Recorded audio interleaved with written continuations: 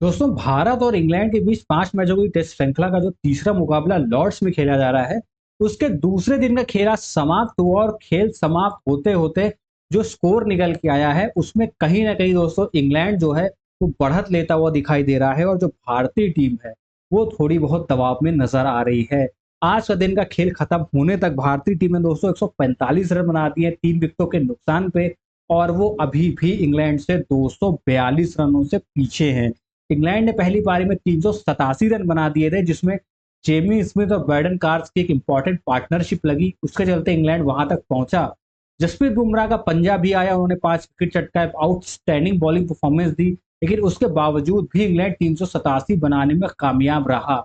अब देखिए, पहला सेशन तो भारत ने कहीं ना कहीं जीत लिया था, लेकिन जिस अंदाज में वो एक पार्टनरशिप लगवा दी ना, वो कहीं भारतीय टीम को मुश्किल में ना डाल दे, भारतीय टीम पे भारी ना पड़ जाए। कहीं न कहीं अगर आप देखोगे तो 60-70 रन तो भारतीय टीम ने एक्स्ट्रा बनवा दिए। क्योंकि एक स्थिति ऐसी थी जब जसप्रीत बुमराह ने इतना अच्छा स्पेल डाला था, 3 विकेटें बैक टू बैक निकाली थी इंग्लैंड की, तब लग रहा था कि भाई हम इनको 300, 310 के हेर-फेर में लपेट देंगे, क्योंकि 271 पे 7 विकेटें गिरा दी थी टीम इंडिया ने। मगर एक वो कैच जेमी स्मिथ का निकला, उसके बाद वो पार्टनरशिप लग गई, जिसके चलते भाई साहब इंग्लैंड ने 387 रन बना दिए हैं। अब यहाँ पे सबसे बड़ा सवाल दोस्तों ये है कि ये कोई एजबेस्टन या लीड्स का विकेट नहीं है जहां पे कि आप आओगे और धड़ाधड़ रन बनाते हुए चले जाओगे, 700-800 रन टांग दोगे। भाई साहब, ये लॉर्ड्स का विकेट है और यहाँ पे जैसे जैसे दिन आगे बढ़ेंगे, वैसे वैसे यहाँ पे बैटिंग करना मुश्किल होता चला जाता है, जिसका सबूत हमें आज मिला। कल जिस लिहाज से इंग्लैंड ने बैटिंग करी, हालांकि उन्होंने बेसबॉल अप्रोच नहीं अपने, थोड़ा सा स्लो खेले, और जिस अंदाज में आज जसप्रीत बुमराह ने बॉलिंग करी, बॉल में सीम किया, स्विंग किया, कैरी किया, तो कहीं न कहीं लगता है कि कल के दिन का जो पहला आधा घंटा है पहले सेशन का, वो बहुत ज़्यादा इम्पोर्टेंट होगा। और अगर अब टीम इंडिया को इस मैच में बने रहना है, तो भाई सारी उम्मीदें आगे टिक गई हैं केएल राहुल और ऋषभ पंत के ऊपर। आप अभी स्कोर कार्ड पे आप नज़र मारो, भारतीय टीम पे 145 रन है 3 विकेटों के नुकसान पे, और नॉट आउट खड़े हैं केएल राहुल 53 रन और ऋषभ पंत 19 रनों पे। तो ये एकमात्र ऐसी जोड़ी है जो इस गेम का रुख बदल सकती है, जिसमें दोस्तों जो केएल राहुल है वो एक एंड संभाल के रख सकते हैं। वो ऐसा नहीं है कि अपनी गियर शिफ्ट कर दें और एकदम 5वें गियर में खेलने लगे। ऋषभ पंत ऐसे खिलाड़ी हैं जो इंग्लैंड से ना मैच दूर ले जा सकते हैं।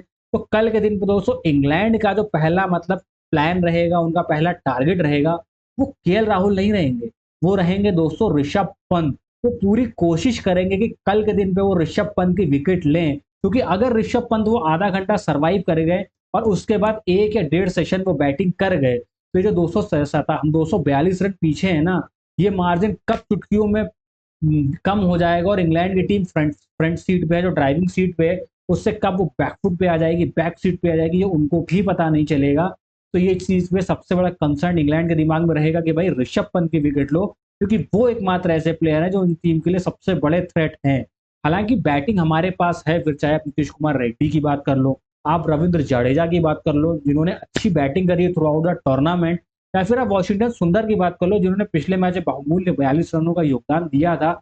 मगर फिर भी ये ना एजबेस्टर का विकेट है, ना ये लीड्स का विकेट है दोस्तों, ये विकेट है लॉर्ड्स का।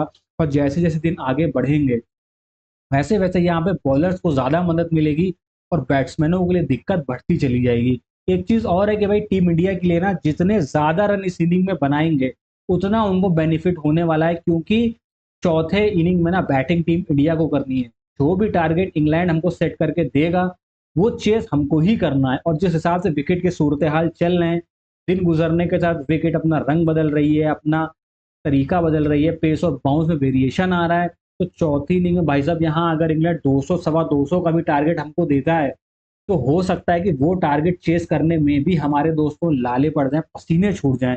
इसलिए इस बात को मेक श्योर कल करना पड़ेगा। अगर ये टूर्नामेंट में बने रहना है, इस मैच में टीम इंडिया को बने रहना है, तो भाई कल ऋषभ पंत और केएल राहुल को बैटिंग करनी पड़ेगी। हालांकि भाई केएल राहुल बहुत आला फॉर्म में खेल रहे हैं, कमाल बैटिंग कर रहे हैं, एक अलग जोन में नजर आ रहे हैं केएल राहुल। जिस हिसाब से उन्होंने पहला सेशन सरवाइव किया, फिर उसके बाद स्पिन को अच्छा खेला, ब्राइडन कार्स का और फिर जोफ्रा आर्चर का जो दूसरा स्पेल था उसको सरवाइव किया, तो वो एक अलग जोन में नजर आ रहे हैं, वो एक अलग तरीके की बैटिंग कर रहे हैं। तो यहाँ पे जो केएल राहुल है दोस्तों, वो एंकर रोल निभा सकते हैं, और कल भी वो अपने रिदम में इसी तरह अगर खेलेंगे, तो कहीं ना कहीं टीम इंडिया जो इस मुश्किल में अभी आई है, हालांकि बहुत ज्यादा मुश्किल में नहीं है, बट फिर भी मुश्किलों में है तो वो एकमात्र ऐसे प्लेयर हैं जो मुश्किल से टीम इंडिया को निकाल सकते हैं। आज जो 53 रन आप देख रहे हो नॉट आउट हैं, वो कमाल खेले और बिल्कुल एक मतलब सॉलिडिफिकेशन दिखाया है, अपनी टेक्निक दिखाई है, अपना डिफेंस दिखाया है और पेशेंस रखा है। तो भाई हबड़ तबड़ अपनी विकेट नहीं देनी है या दूसरे जब विकेटें गिर भी रही हैं तो काम और कंपोज खुद को भी रखा है और जो बैट्समैन सामने खेलने आ रहा है उनको भी काम और कंपोज रखा है। तो एक छोर यहाँ पे केएल राहुल संभाल के रखेंगे और दूसरे छोर जो ऋषभ पंत हैं वो अटैकिंग क्रिकेट खेल के इंग्लैंड का जो प्लान है उसको ध्वस्त कर सकते हैं, क्योंकि देखिए यहाँ पे ना जो सारी गेम है अब वो सिर्फ एक पार्टनरशिप की है। आपने जैसे आज देखा कि इंग्लैंड की वो एक पार्टनरशिप लगी 70-75 रनों की जेमी स्मिथ और ब्राइडन कार्स के बीच में, इंग्लैंड जो 280 290 तक जाने वाला था वो सीधे छलांग मार के 387 तक पहुंच गया।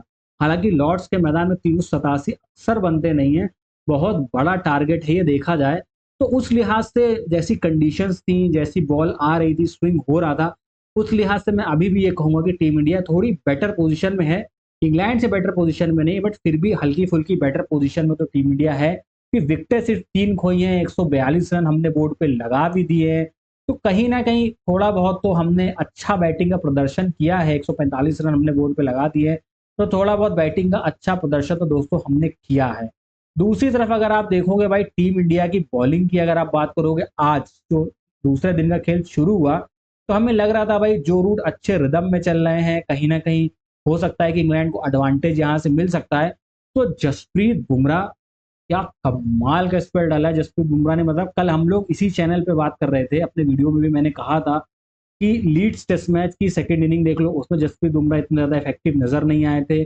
और इस टेस्ट मैच का कल का पहला दिन देख लो, उस धार में नजर नहीं आ रहा है जैसे जसप्रीत बुमराह पहले इनिंग में नजर आए थे। तो भाई जसप्रीत बुमराह ने उसका जवाब हमको आज सुबह ही दे दिया। मतलब गजब का स्पेल डाला था। अगर वो बॉल मुझे ऐसा लगता है कि चेंज ना करवाई होती शुभमन गिल ने, शायद ये 5 की जगह 6 विकेट या 7 विकेट भी हो सकते थे। प्लस जो लीड इतनी मतलब ली है इंग्लैंड ने, शायद वो उतनी लीड ना मिलती है, इतना टारगेट जो बनाने में कामयाब रहे हैं, इतना कामयाब शायद इंग्लैंड की टीम नहीं रहती। आज भी 27 ओवर कराए बुमराह ने, सिर्फ 74 रन दिए 2.7 की इकॉनमी के साथ, और 5 बड़े विकेट चटकाए हैं जिसमें बेन स्टोक का विकेट शामिल है, जो रूट का विकेट शामिल है, हैरी ब्रूक का विकेट शामिल है, क्रिस वोक्स का विकेट शामिल है।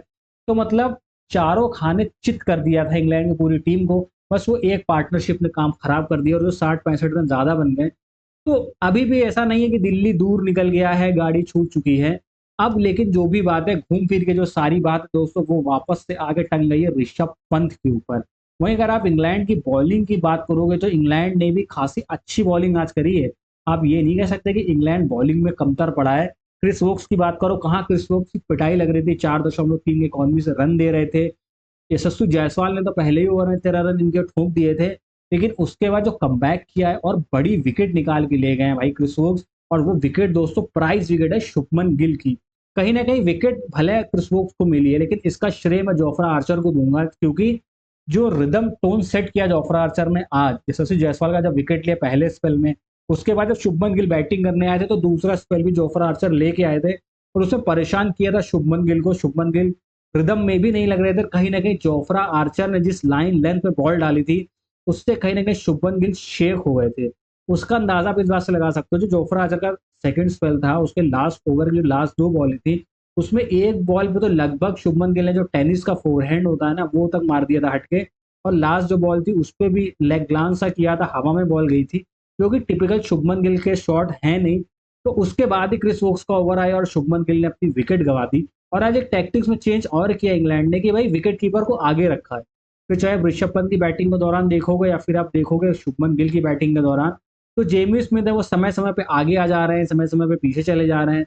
तो इससे हो क्या रहा है कि जो स्विंग काउंटर करने के लिए शुभमन गिल क्रिस वोक्स को आगे खड़े होकर खेल रहे थे पिछले मैच में, वो करने में कामयाब नहीं रह पा रहे हैं। और शायद यही वजह रहेगी जिसकी वजह से वो अपनी कैच थमा बैठे जेमी स्मिथ को। बहरहाल आप बॉलिंग कार्ड इंग्लैंड का देखोगे तो अच्छी बॉलिंग हुई है इंग्लैंड की तरफ से, बट ये है कि अच्छी बॉलिंग को ज्यादा देर टीम इंडिया को अच्छा रहने नहीं देना है। और कहीं ना कहीं अगर हमको मैच में जीतना है दोस्तों तो कल ये ऋषभ पंत और केएल राहुल का खड़े होना बहुत ज्यादा जरूरी है।